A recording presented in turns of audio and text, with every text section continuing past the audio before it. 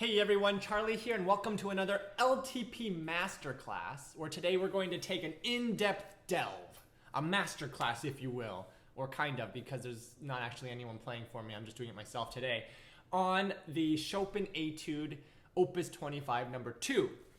Now, this is the second part in a 12-part series of all the etudes where I'm going to just go through and basically kind of do a in-depth lesson on this piece. Now, usually in a masterclass setting, when I'm at a college or something teaching, there'll be someone playing me the piece, and then I'll, give a lesson in front of an audience. Well, there's no someone playing today. It's just me. So I'm going to go through and just kind of give you some pointers on what things I might consider, and hopefully it'll give you some good ideas if you're working on this piece or if you ever plan to. Let me know in the comments if you're working on the piece, if you have any thoughts or questions or anything like that, and I'll do my best to try to get back to some of those questions. And yeah. If you haven't already subscribed, wherever you're watching this, be sure to subscribe, YouTube, TikTok, Instagram, Facebook, all that good stuff, and comment all for the algorithms on that. So let's get right to it. So this is the Chopin Etude Opus 25 number 2. As in previous video, I'm using the Cortot edition. It's not that I have any special thing for the Cortot edition. This is just what I got when I was like 12. This set of etudes is, I think, the better set of etudes. As you know, there's 12 of them in this group. There's there's Opus 10 and there's Opus 25. Opus 10 also has 12, and there's a few extra bonus ones that people don't usually count. But this one is a great set of etudes. The second movement, the second etude, and etudes, as a review, are just exercises basically, but they're a whole lot better than scales because they not only work out, they don't only work out a technique or a musical ability or a combination of things, but they're also great pieces.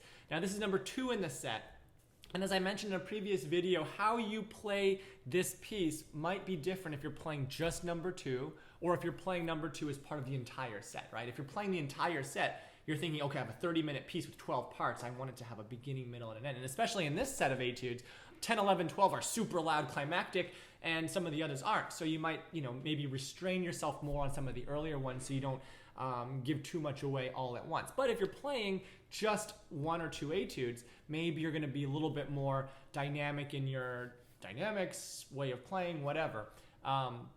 So, that's something to keep in mind as well. So, number 2 doesn't have an official nickname, but I always think of it as kind of a spinning thread. So, the left hand is basically doing the beat keeping. It keeps the foundation and the harmony and all that kind of stuff. And the right hand is very free. It's a whole bunch of 8th note triplets, the entire piece. I don't think it stops until, it's literally 8th note.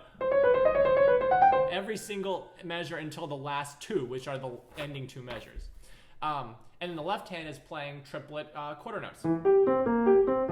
So you have this 3 against 6 kind of a thing, or if you're thinking half the measure, or 3 against 2.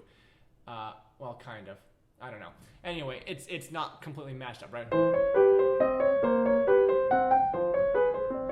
So it's you gotta work on it. And is it 3 against 2? 3 against whatever? I don't know. Whatever. I don't want. It's too early in the morning for that. But the left hand keeps the beat. The right hand is much more free. And there's a few ways of playing this. I don't like it when it's played too metronomically. I think it kind of defeats the purpose. Again, I kind of view this piece as kind of like a spinning thread. So it's almost like the right hand is like this thread with needle, and it's spinning in and out of the fabric of the music. It's much more free. The left hand is the one that kind of gives us a foundation and a core to the piece. So I like taking a lot of liberty with the right hand, accelerandoing, decelerandoing, all that kind of stuff. So let's just start the piece.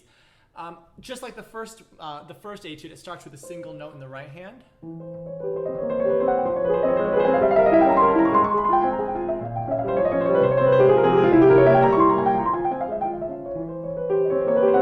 So, before I forget, if you want to hear me actually play the piece, because I don't play them through all the way in these LTP Masterclass episodes, I think there's videos on YouTube, but also my first album has all of the Opus 25 etudes. So the album's called Vivace, that's the first one, and that has the Opus 25 on it.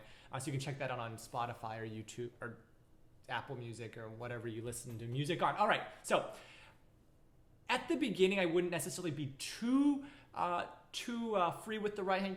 Start it a little bit more, normal, a little more to the beat, and then kind of let it expand.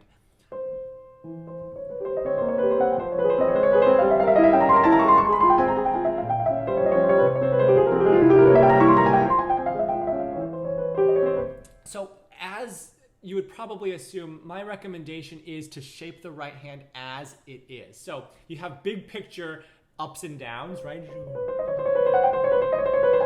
So you got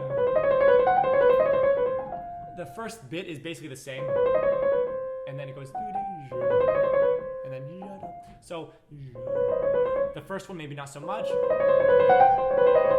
little more. Grow, fall down. Grow, swooping. There's a lot of swooping. So imagine like that thread kind of just going like that was an interesting sound effect. Okay, but that kind of a thing, right? So if it's going up, it needs to have that kind of magic, like almost like Tinkerbell or something flying around, and you go, right? Roll, fall. Roll, swooping up and then coming down. Now the second iteration here, I do something that's not written. I bring out the counter melody of the thumbs in the left hand, the top note. Oh, sorry. Just a little bit.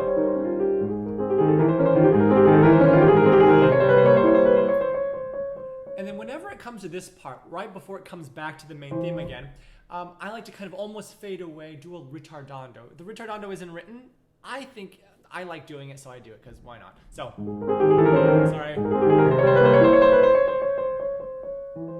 Maybe not too much, but just a hair. So, again, from the top. Following the melodic line of the right hand.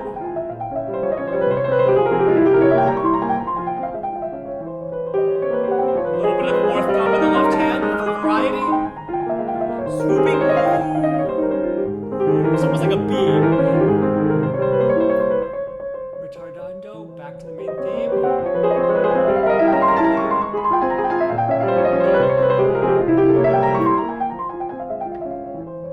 So there's a lot of times you can kind of take a little bit of time, a little bit of ritardando, a little bit of slowing up, and same accelerando as well. Now, pedaling is a big thing in this piece. If you just have the pedal down, it will sound like crap.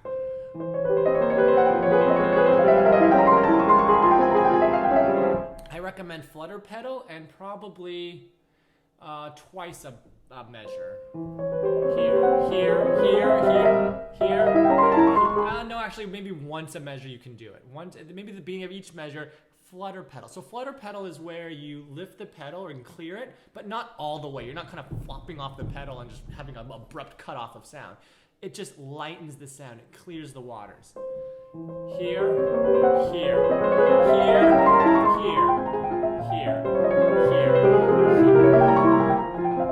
Actually, in that last few measures there, I started doing it twice a measure. You can kind of use your ear to judge where to do it, but don't let it get blurry. You do not want it to be muddy and icky and gross like that. All right, moving on to the third page. If you're following the Koto edition, I'm on 18 now. Actually, let's just go back to the second iteration. So this is page 17, right where it slows up. I don't have measure numbers. 3, 6, 9, 12, 15, 18, 19. How about measure 19?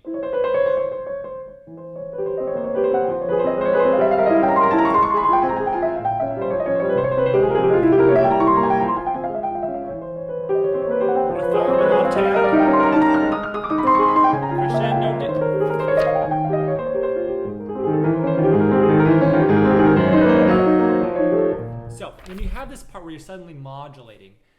This would be measure, what was that, 19, 20, 21, 24, was that 19? No, yeah, 19, 20, 21, 22, 3, 4, 5, 6, 7, 8, 19, 11, 31, 2, 3, 4, 5, 6, 7, around 37. It starts measure 36, 37, somewhere in there. When you start modulating, I like bringing out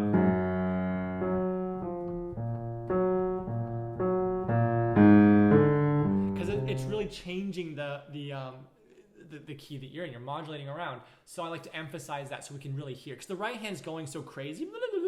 No one knows what's going on. Again, the left hand is what really kind of brings that harmony and beat and rhythm all that together. So let's start a little around there.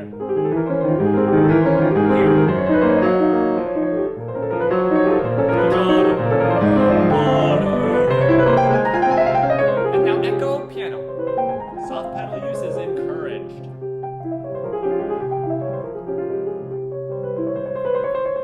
Again, fading away, ritardando.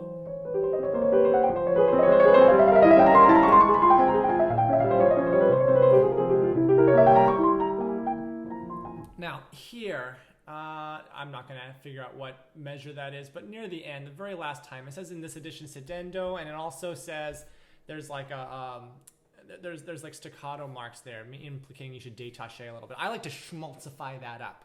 So it's not written, but I like to take a kind of a subito ritardando there, and really, especially the last time, it kind of adds that little, you know, magic at the end, a little bit of extra sprinkle of whoa, you know, to it. Because up until now, it's been pretty straightforward. So rewinding a little bit. Here. So having, because up until now, it's just been, right? So if you kind of go, it's kind of a neat thing. And then place that B flat.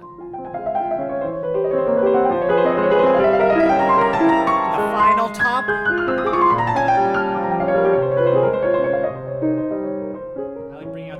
E flat and D flat.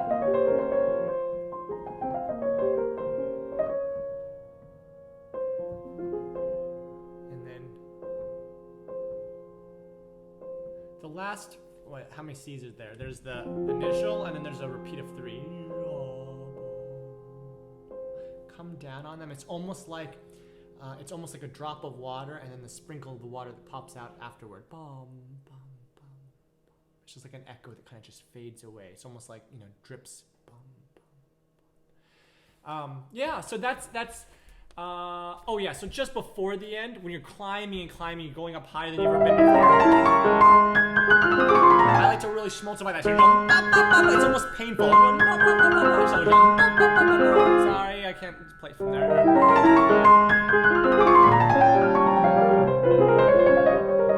Whatever the notes are. Yeah, I like to kind of take a little bit of liberties there.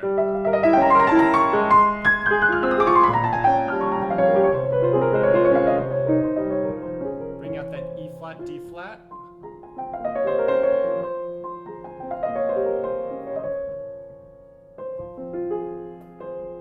And then fading away. Almost missed that last one. So one way to kind of help with that is make sure the initial isn't too quiet. Better. So anyway, hopefully that was helpful. Some ideas. Now there's a bajillion ways of playing it, and these are just some of the ways that I like to do it. So give it a try. Let me know what you think in the comments, how you might do things differently. Again, there's a bajillion interpretations, and that's what makes it kind of cool. So anyway, be sure to subscribe, comment, like everywhere. Follow all that good stuff for the algorithm.